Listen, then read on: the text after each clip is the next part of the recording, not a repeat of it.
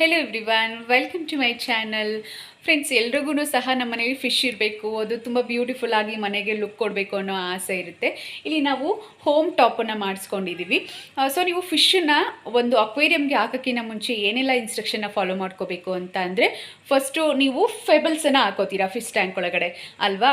ಇದು ಗ್ಲಾಸದು ದಪ್ಪ ಎಷ್ಟಿರಬೇಕಪ್ಪ ಅಂದರೆ 8 mm ಇರಬೇಕು, ಆಯಿತಾ. ಸೊ ಅದಕ್ಕೆ ನೀವು ಫಿಶ್ ಟ್ಯಾಂಕನ್ನು ಮಾಡಿಸ್ಕೊಂಬರ್ತೀರಾ, ಹಾಗೆ ಫೆಬಲ್ಸನ್ನು ಸಹ ಅದಕ್ಕೆ ಹಾಕ್ತೀರಾ. ಆಮೇಲೆ ಉಪ್ಪನ್ನು ಹಾಕಿ 1 kg, ಅಂದರೆ ನಿಮ್ಮ ಡೈಮೆನ್ಷನ್ ಎಷ್ಟಿರುತ್ತೆ ಫಿಶ್ ಅಕ್ವೇರಿಯಂ ಅದಕ್ಕೆ ತಕ್ಕಂತೆ ಉಪ್ಪನ್ನು ಹಾಕಿ. ನಮ್ದು ಇಲ್ಲಿ 80 ಲೀಟರ್ಸ್ ಅಥವಾ ಈ ರೀತಿ 80 to 100 ಲೀಟರ್ಸ್ ಇದ್ದರೆ ನಾನು 1 kg ಉಪ್ಪನ್ನು ಹಾಕಿದ್ದೀನಿ. ಚಿಕ್ಕದಾದರೆ ನೋಡಿ ಸ್ವಲ್ಪ ಅರ್ಧ kg ಅಷ್ಟು ಹಾಕ್ಕೊಳ್ಳಿ.